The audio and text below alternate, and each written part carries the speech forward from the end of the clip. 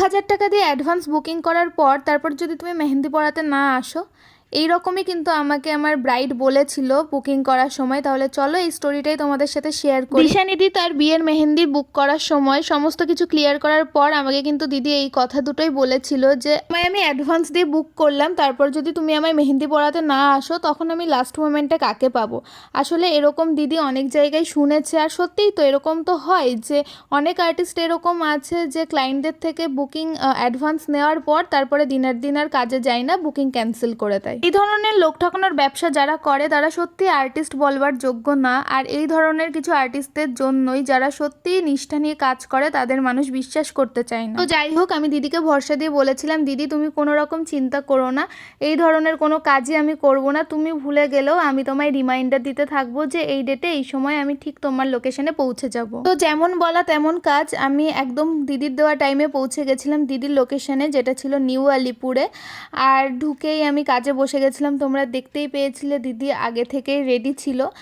আর দিদি এখানে যে প্যাকেজটা নিয়েছিল একদম থিম আর্টের নিয়েছিল, মহল থাকবে, হাতি, হাঁস আর ব্রাইড গ্রুম থাকবে। তো সেইভাবেই আমি কাজটা করছিলাম দিদির হাতে। আমি দিদির হাতে ছোট্ট করে একটা গাঁটছড়াও করে দিয়েছি, তোমরা হয়তো দেখেছো। আর ওকে দেখো কত কিউট না, ও আবার হাত নেড়ে ডেকে আমাদের বলছিল যে আমার সাথে কথা বলো তোমরা।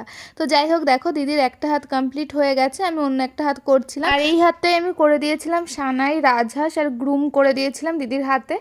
আর তারপরে মেহেন্দিটা একটুখানি শুকিয়ে যাওয়ার পর আমি লেবু চিনির সিরাপটা দিয়ে দিয়েছিলাম যাতে তাড়াতাড়ি ঝরে না উঠে যায়। আর এই দেখো দিদির হাতের ফ্রন্ট সাইডের ফুল মেহেন্দির ডিজাইনটা কীরকম লাগছে তোমরা কিন্তু জানিও। ফ্রন্টের সাইডটা কমপ্লিট হয়ে যাওয়ার পর একটুখানি আমাকে আইসক্রিম দিয়ে দিয়েছিল দিদির বাড়ি থেকে, সেটাই খেয়ে নিয়েছিলাম। তারপরে ব্যাক হ্যান্ডের মেহেন্দির ডিজাইনটা করছিলাম। আর এই সময় বাইরে যেখানে সেট আপটা হয়েছিল সেখানে এসে আমি ব্যাক হ্যান্ডের ফুল মেহেন্দির ডিজাইনটা কমপ্লিট করে নিয়েছিলাম। আর এখানে দেখো দিদির যে ভাইটা ছিল পুচকে, ও আবার হাতে লিখেছে দিশানিস ব্রাদার। তো আমি বললাম যে আসো তোমার হাতটার একটা ভিডিও আমি করে নিই। এটা হচ্ছে দিদির হাতের ব্যাক হ্যান্ডের মেহেন্দির ডিজাইনটা কিছুটা এরকম আমি রেখেছিলাম। চলো শুনে নিই দিদির কতটা পছন্দ হয়েছে মেহেন্দি। এটা কি পছন্দ হয়েছে তোমার? পছন্দ, একদম ডিটেইলিং যেরকম চেয়েছিলাম সেরকম। মানে ব্রাইড গ্রুম চেয়েছিলে, এই যেখানটা হয়েছে। দিদি দুটো হাত একটু একসাথে করো, ব্রাইড গ্রুম হয়েছে। তাহলে পছন্দ তো তোমার? একদম একদম 100%।